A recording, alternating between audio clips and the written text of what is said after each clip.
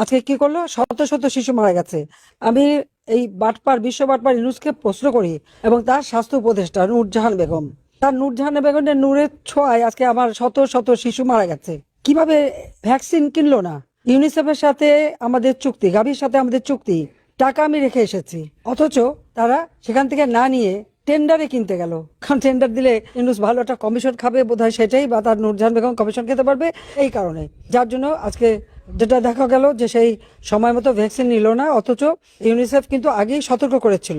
আওয়ামী লীগ সরকার আমলে আমরা নিয়মিতভাবে ভ্যাকসিন দিতাম, 97% পর্যন্ত আমরা ভ্যাকসিন দিয়েছি শিশুদের। এমনকি কোভিডের সময় এই আমেরিকা থেকে শুরু করে সারা বিশ্বে কোনো দেশই বিনা পয়সায় সাধারণ মানুষকে কোভিড ভ্যাকসিন দেয় নাই।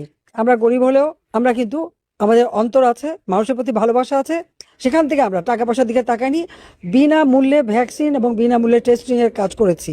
এর জন্য আমি আমাদের প্রবাসীদেরও ধন্যবাদ জানাই যে আপনারা অক্সিজেন সিলিন্ডার এবং ভ্যাকসিন পাওয়ার জন্য অনেক আমাদেরকে সহযোগিতা করেছেন।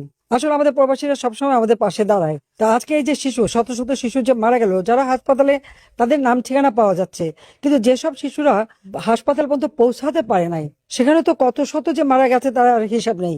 যার যায় সে বোঝে কষ্টটা কি, যার যায় না সে কি বুঝবে? আজকে এতগুলি শিশুর জীবন নিয়ে তারা ছিনিমিনি খেললো, এদের তো বিচার হওয়া উচিত। কেন তারা এইভাবে শিশুদের জীবন নিয়ে খেলছে? আজকে জিনিসের দাম বেড়েছে, আমি ঘরে ঘরে বিদ্যুৎ দিয়ে প্রতিটি ঘর আলোকিত করেছিলাম, আজকে সব ঘর অন্ধকার, আলো নাই। তার কারণ তারা একটা বিদ্যুৎ কেন্দ্র চালানোর জন্য যা যা দরকার সেটা করতে পারবে না। যেটা দেশ চালাতে ব্যর্থ, দেশটা সম্পর্কে এদের কোনো ধারণা নাই। আজকে দিনমজুর, রিক্সাওয়ালা, খেটে খাওয়া মানুষ কাজ পায় না। ইউনুস এই বাটপার ইন্ডাস্ট্রিগুলি পুড়িয়েছে, হোটেলে আগুন দিয়েছে, হাসপাতালে আগুন দিয়েছে, প্রত্যেকটা সরকারি প্রতিষ্ঠানে আগুন দিয়েছে, আর শত শত লক্ষ লক্ষ শ্রমিক বেকার, কত মানুষের জীবন জীবিকা চলতো, সব শেষ করে দিয়েছে। সে তো বিদায় নিয়েছে, কিন্তু বিদায় নিলেও এখনো সে যায়নি, তার তার তো এখনো ঘুরে বেড়াচ্ছে বাংলাদেশে। এত মানুষের রক্ত নিয়ে আওয়ামী লীগের প্রায় 10,000 নেতাকর্মী তাদের খুন করেছে, গুম করেছে, আগুন দিয়ে পুড়িয়েছে, লাশ ভাসিয়ে দিয়েছে।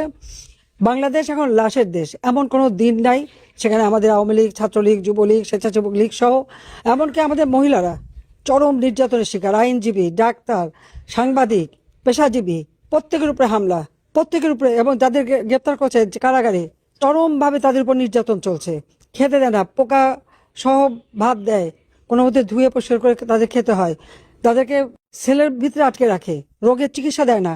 তারা যখন দেখে যে একেবারে মানে মরণোন্মুখ, সেই সময় বের করে দেয়, যে জেলখানা থেকে বেরোনোর সাথে সাথে মারা যায়। এরকম আমাদের বহু নেতা কর্মীকে তারা হত্যা করছে, জেলে প্রায় 150 উপরে লোকটা হত্যা করেছে। কাজে এদের এখন ওই তারেক এসে একই কাজ করে যাচ্ছে। কাজে এদের বিরুদ্ধে সোচ্চার হতে হবে, যারা মানুষের জীবনের মৌলিক চাহিদা পূরণ করতে পারে না, যারা মানুষের ভালো মন্দ বোঝে না, যারা দেশকে চেনে না, দেশের মানুষের প্রতি যাদের কোনো দায়িত্ববোধ নেই, শুধু ক্ষমতায় যে ক্ষমতাকে ভোগ করা, এটাই তাদের কাজ। কাজে এদের বিরুদ্ধে সবাইকে সোচ্চার হতে হবে। আর যার যার বাড়ি ঘর, আপনাদের আত্মীয় পরিবার পরিজনের উপরে হামলা করেছে বা পুড়িয়েছে, প্রত্যেকে কিন্তু একটা মামলা দায়ের করে রাখবেন, এবং কারা করেছে সে নাম ঠিকানাও রাখবেন। ইনশাল্লাহ এই দিন থাকবে না, দিন আসবে বাংলাদেশের মানুষের জীবনে আবার নতুন ভাবে আমরা কাজ করে তাদের জীবনকে উন্নত করব, ঘরে ঘরে বিদ্যুৎ দেবো, আলো দেবো, চিকিৎসার ব্যবস্থা করব, দেশের উন্নতি আমরা করব। আজকে যেখানেই হাত দিক, যত উন্নয়নই দেখুক, কে করেছে? আওয়ামী লীগ ক্ষমতা এসেছিল বলেই তা হয়েছে। আওয়ামী লীগ তো আগে আগে যখন ক্ষমতায় 96 থেকে 2001 পর্যন্ত ছিলাম, তারপর 2009 থেকে 2024 বাংলাদেশ উন্নয়নশীল দেশের মর্যাদা পেয়েছিল, সেই মর্যাদাটুকু এরা ধরে রাখতে পারে নাই। যে এদের রাষ্ট্র চালাবার কোনো অভিজ্ঞতাও নাই, আর এদের দরকারও নাই। কাজে সকলে সোচ্চার হন, ঐক্যবদ্ধ থাকবেন। আমার একটাই কথা, সবাইকে ঐক্যবদ্ধ হতে হবে। আর কমিটি করবার সময় ওই কার চেনা কার পরিচয় সেটা না, যারা মাঠে কাজ করেছে, যারা সক্রিয় ছিল, তাদেরকে কমিটিতে নিতে হবে, তাদেরকে গুরুত্ব দিতে হবে, এবং সেইভাবে আপনারা আপনাদের দায়িত্ব পালন করে যাবেন, সেটাই আমি চাই। আপনাদের সকলের জন্য আমার শুভেচ্ছা রইল। আর নতুন কমিটি আমি সফলতা কামনা করি। সবাই ভালো থাকবেন, সুস্থ থাকবেন। এই যে শিশুদের উপর অত্যাচার, নির্যাতন, এগুলো আপনাদের আন্তর্জাতিক পর্যায়ে তুলে ধরতে হবে।